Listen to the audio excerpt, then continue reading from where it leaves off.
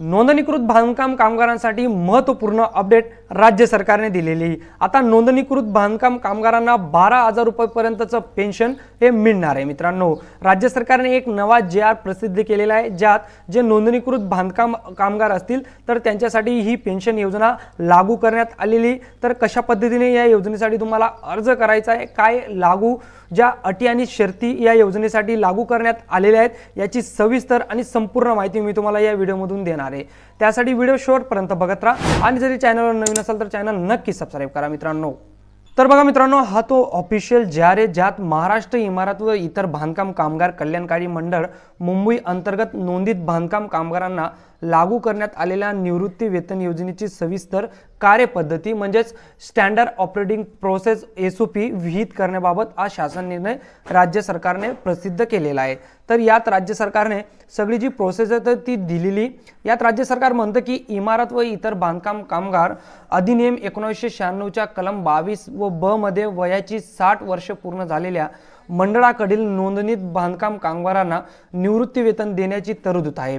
याबाबत केंद्र शासनाने विशद केलेल्या आदर्श कल्याणकारी योजनांचे मार्गदर्शन तत्वांच्या अनुषंगाने संदर्भाधीन दिनांक 28/3/2025 रोजीच्या शासन निर्णयानुसार मंडळाकडील नोंदित बांधकाम कामगारांना त्यांच्या वयाची 60 वर्ष पूर्ण झाल्यानंतर त्यांना निवृत्ती वेतन लागू करण्यास मान्यता देण्यात आली होती।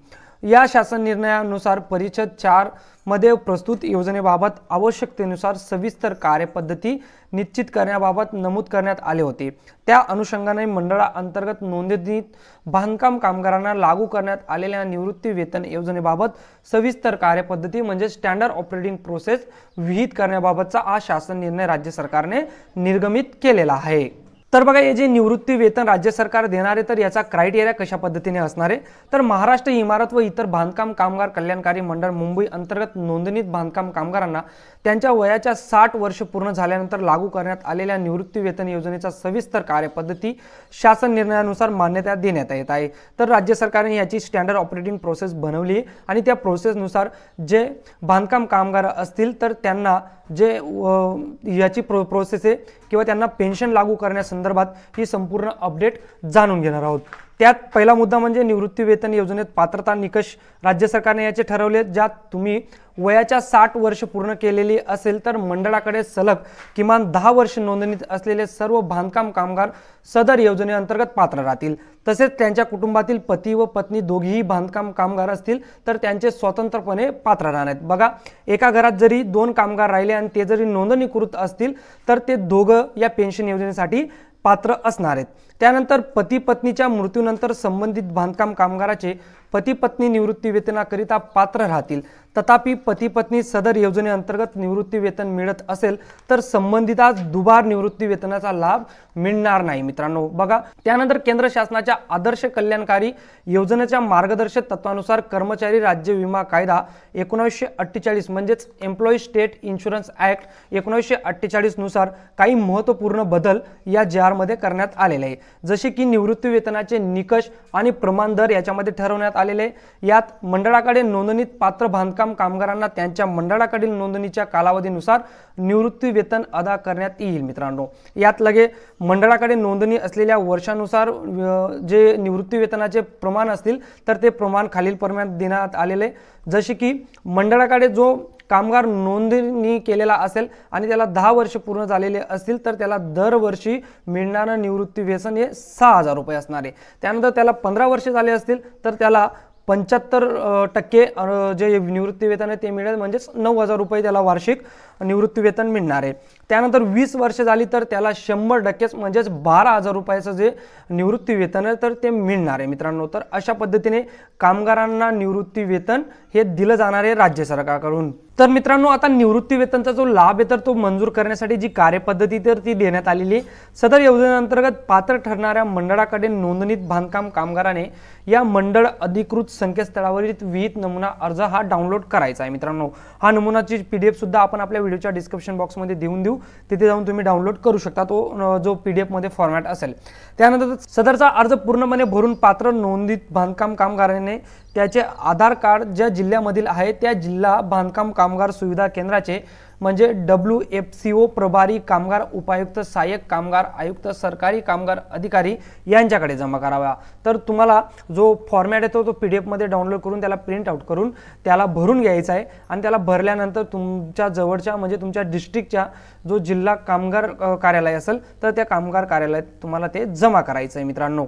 त्या अर्जासोबत तुम्हाला काही महत्त्वपूर्ण डॉक्युमेंट जोडावे लागतील, जसे की निवृत्ती वेतन अर्जासोबत तुम्हाला ते डॉक्युमेंट जोडायचे, पत्त्याचा पुरावा, आधार कार्ड तुम्हाला चालेल, त्यानंतर जन्मतारखेचा पुरावा, जन्म दाखला, शाळा सोडल्याचा दाखला किंवा साक्षांकित छायाप्रत हे चालणार आहे। त्यानंतर बँक खाते पासबुक आणि साक्षांकित याची छायाप्रत तुम्हाला द्यावी लागणार आहे मित्रांनो। त्यानंतर निवृत्ती वेतन क्रमांक प्रमाणपत्र दिल्याचा दिनांक हा संबंधित बांधकाम कामगाराचा निवृत्ती वेतन दिनांक समजण्यात येईल व त्यानुसार वर्ष गणना करण्यात येणार आहे मित्रांनो। जिथून तुमचा अर्ज आज सबमिट होईल किंवा यशस्वीरित्या जमा होईल त्या दिनांकापासून जे येणारे पुढचे दिनांक असतील, जो तुमचा निवृत्ती वेतन धारक असतील तर तो दिनांक तुम्हाला समजण्यात येणार आहे। त्यानंतर दरवर्षी माहे नोव्हेंबर मध्ये मंडळाच्या निवृत्ती वेतन धारक बांधकाम कामगारास त्यांचा हयातीचा दाखला प्रपत्र ई पुरावा स्वरूपात मंडळाकडे सादर करावा लागेल।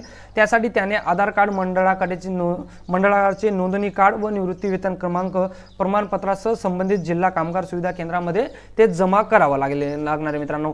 दरवर्षी तुम्हाला या योजनेसाठी रिन्युएशन करावा लागेल।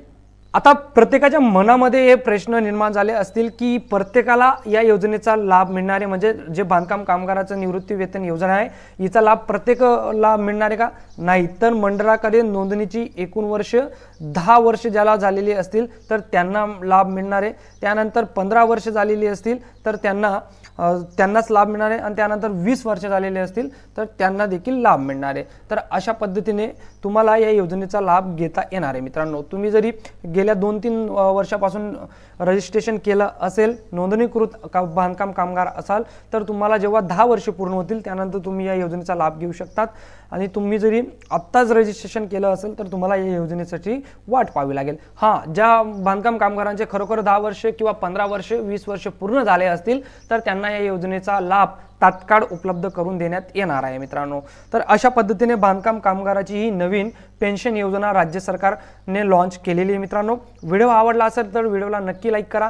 काही व्हिडिओ संबंधित डाऊट असतील तर आपल्या व्हिडिओच्या कमेंट बॉक्समध्ये कमेंट करा आणि अशाच महत्त्वपूर्ण अपडेटसाठी आपलं चॅनल देखील सबस्क्राईब करून ठेवा। भेटूया पुढच्या व्हिडिओवर, तोवर जय हिंद, जय महाराष्ट्र मित्रांनो।